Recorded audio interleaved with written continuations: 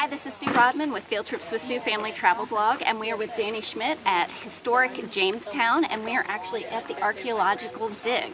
Danny, thanks for meeting with me. Yeah. So, if you've got just a little bit of time here, what are like the top 2 things you need to go ahead and do?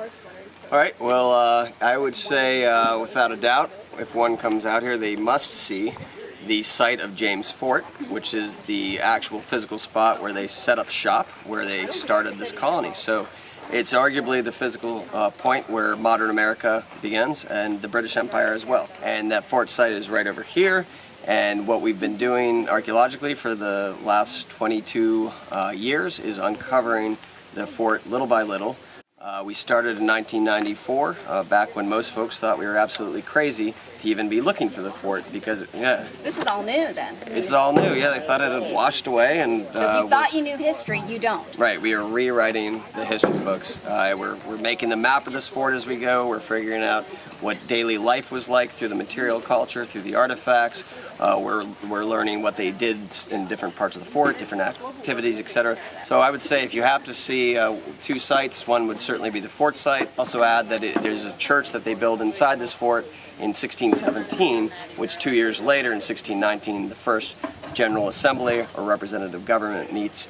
And also in this fort is where everybody knows Pocahontas. This is where Pocahontas was married to the colonist John Rolfe back in 1614.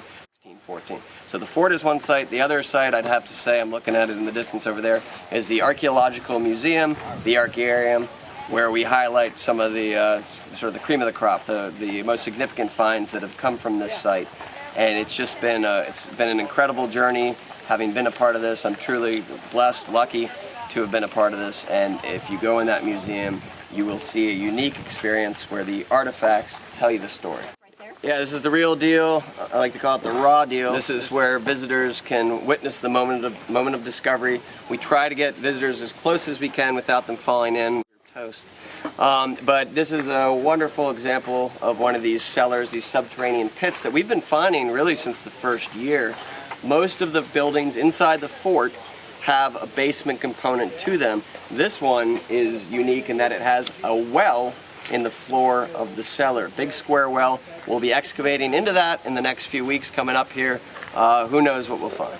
And then if people want to actually come into the dig, then there is an archaeological tour that they can go on. It's an extra fee in addition to coming in, but how awesome to be able to actually come in and see what they're doing up close, and that's done by Dr. Kelso, who actually discovered all of this, correct? Exactly, right. So 2 points there. Well, you're correct. There is this tour.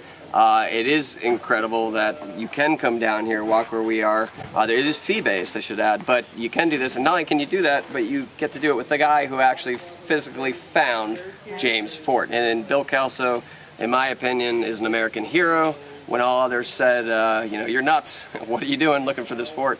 He persevered, of course didn't do it alone. There have been a few of us that are still working here who have been fortunate to have been a part of this since the beginning.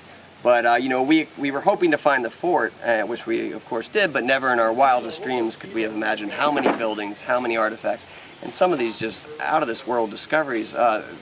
In the last 5 years, 3 separate finds at this fort have been ranked by Archaeology magazine as top 10 finds in the entire world for their respective years. 20th century or mid-20th century glass to, 1,000-year-old Indian stuff. It's all just mixed up through landscaping.